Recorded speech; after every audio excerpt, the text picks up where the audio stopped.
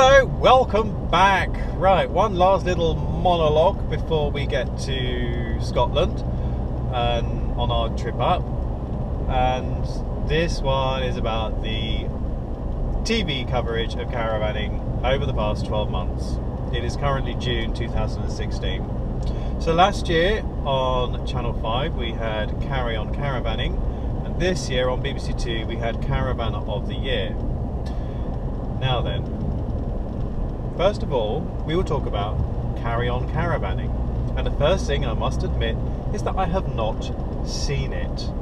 The reason I have not seen it is because I do some of the social media for UK Airstreamers.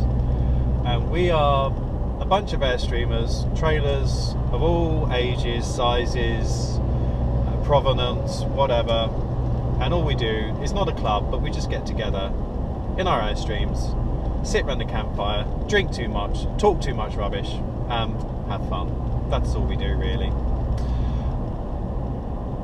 This Carry On Caravanning decided to take the angle that all Airstreamers were snobs who were up themselves, and all other caravanners were chavs. Now, I'm sure that the people in the other caravanners were perfectly decent, lovely people, just like the kind of people you generally meet on a campsite. And funnily enough, just like all the Airstream owners I know. Now, one of the ladies portrayed in this, Caroline, is actually a very good friend of mine.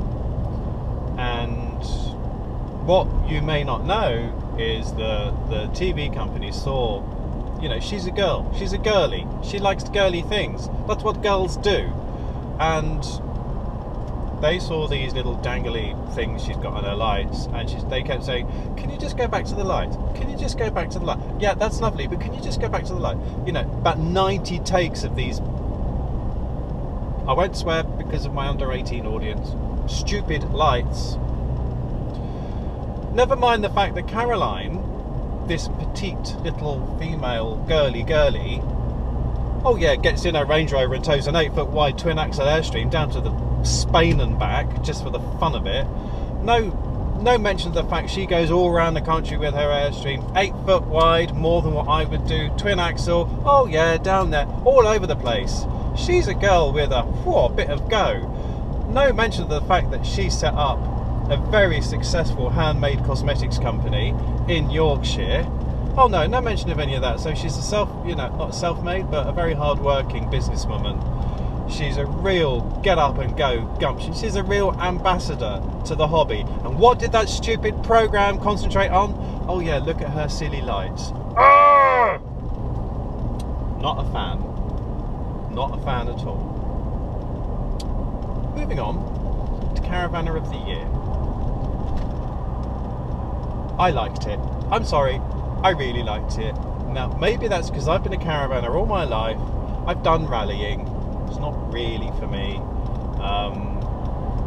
But I had fun, especially when I used to go rallying with the Thompson Owners Club. That was really good. So while it was still in its planning phase, I had a couple of chats with the production company, and a friend and I, we ended up hearing about the format, and we called it It's a Knockout with Caravans. And that's kind of what it was. It was a bit of a fun, you know, putting people through their paces. As a caravanner myself, as someone who's done it all my life, I found it a bit of a giggle. I mean, the white glove test, I mean, really, what was it, the Concours d'Elegance? Yeah, if Grenville gets his white glove to my Airstream, it wouldn't be white for very long. Oh my goodness me. And I thought it was quite funny, a bit of a giggle, not to be taken too seriously. I like the contestants. I think personally they represented a broad spectrum of the industry. You had camper vans, twin axle Bailey caravan, a big motorhome, all sorts. You had, yeah, there were no younger people in it. I think the youngest was David, wasn't it? David Bird, and I think he's a bit younger than me, probably 40-ish. So there were no sort of 20s or 30s. I don't know, some of those camper van people, were they in their 30s? Anyway, I also think that was good. I think the judges were good. I think Grenville is brilliant. He is such a character. Andy Harris, I've met him outside of that kind of thing. He's a really nice bloke. Where did all this Caravanners v motorhomers come into it? I'm sure a lot of that was from the camera. I didn't like that because I know Andy is a lovely guy. So I think that was for the camera. Didn't go much on that bit, sorry, because a lot of my friends have all sorts of outfits, whether it's Elvis the Eldest or whether it's Randy the Motorhome. My friends have got all kinds of rigs. We don't really care what the other one's got. Who are the other judges? The lady whose name I forgot, who did the vintage caravans, was into more the styling. She was really good. And of course you have the lovely Martin Dorey, the campervan cook, who I had the pleasure of working with at the NEC earlier this year, who's a real laugh. So yeah, I think the choice of judges was good. I think the contestants were good.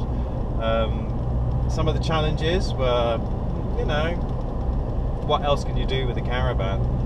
I thought it was fun. Now I know some people thought that they were poking fun at us. I don't think they were. I really don't. I think it was just a bit of fun. Some people have criticised, well, it's not going to bring people into the industry. It's not going to attract people to caravanning. Fair comment. I don't think people were going to watch that and rush out and buy a caravan, but that's not what it was for. It was kind of just to, if anything, it does show that we have a sense of humour. And what I will say is that when I went to work afterwards, everybody was talking about it. And of course, they all know I have a caravan, so they all start talking to me about, is it really like that? And you put them right, and you say, well, no, it's a laugh, it's a joke, it's TV, they're making a competition out of things that you don't have to do. But when things go well and, you know, they're really easy, that's not entertaining, is it? So what I'm trying to say here is that it's down to us all. Every single one of us, every single one of us has a personal responsibility as an ambassador for our hobby, so that something like Caravanner of the Year can start the conversation at work, or at the school gates, or at church, or in the supermarket, when people who know you've got a caravan go, oh, I watched that programme. That's your opening to say, yes, wasn't it funny? Why was it funny? Well, who's going to do that, you know? And then you can tell them how much fun it is. So that's, to me, where Caravanner of the Year worked, because it was something to me that put a smile on your face, right? Whereas the other one, Carry On Caravanning, was just taking a swipe at us, and I didn't like that. So there you have it. That was the TV. Oh dear, I've got to concentrate just for a second. Do excuse me, I need to change lanes. No, you've got to. Oh, and the Caravanner behind me has just let me out. Thank you very much.